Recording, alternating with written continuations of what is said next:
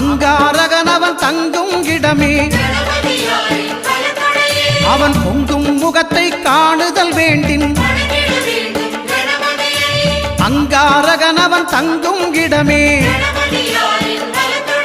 அவன் பொங்கும் முகத்தை காணுதல் வேண்டின்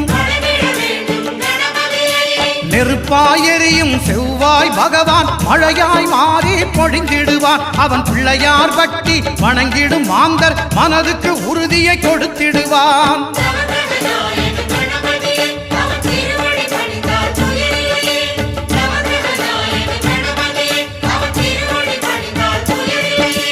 ஒன்பது கோளும் ஒன்றாய் காண